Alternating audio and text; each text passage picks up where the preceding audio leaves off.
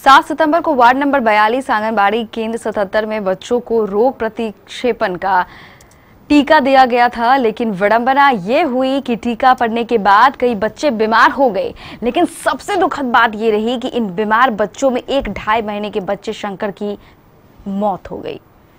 बच्चे की मौत से इस टीके में प्रयोग की गई वैक्सीन और टीका देने वाले की तकनीक पर सवाल उठने लगे हैं। इस टीके से कई बच्चों को बुखार भी हो गया।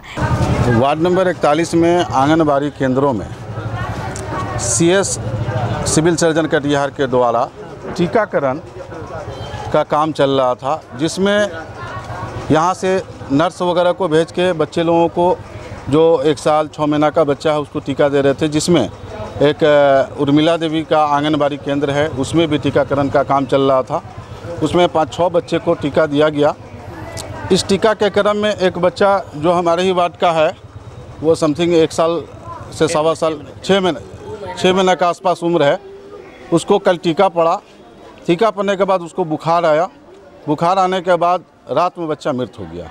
उनके परिजन का कहना है कि टीका से पहले हमारा बच्चा बहुत अच्छा था, मगर टीका के बाद हमारे बच्चे का सेहत गिर गया और उसके बाद हमारा बच्चा मर गया। इसमें लेकिन इस संदर्भ में सिविल सर्जन पीएन मिश्रा का कहना है कि टीके के बाद बुखार आना एक आम बात है, लेकिन बच्चे की मौत होना बेहद दुखद। उस वायल से अनेक बच्चों को दिया गया जो डोज शेड्यूल है उसके आधार पर। वो बच्चा भी दिन भर स्वस्थ था।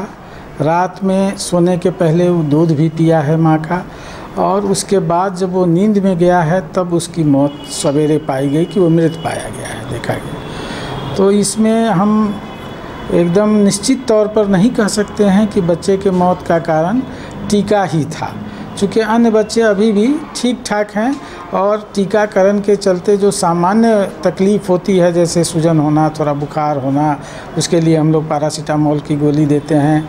मदर को समझाते भी हैं कि हाँ ये होगा, इसके लिए कीजिएगा।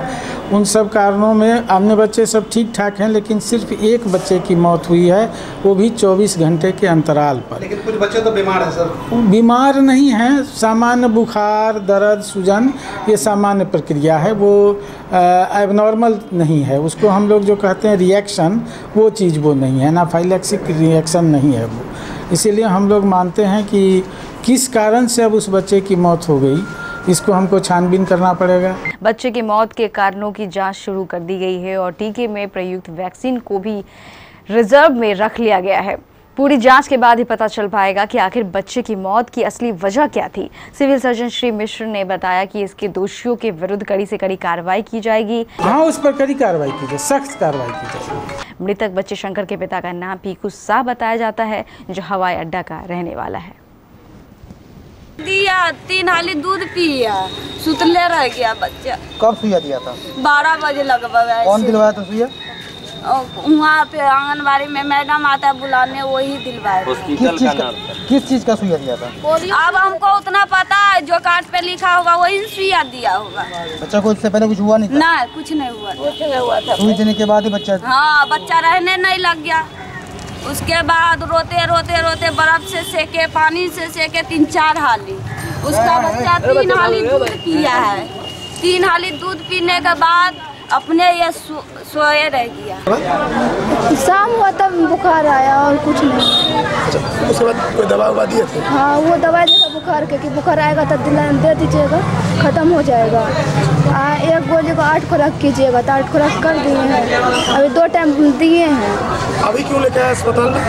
वो उसका जो बच्चा डेथ हो गया था, इसी कारण सोचा हम लोग भी इलाज थोड़ा जाँच कराएँ, थोड़ा जाँच करवा लेते हैं आंगनबाड़ी में।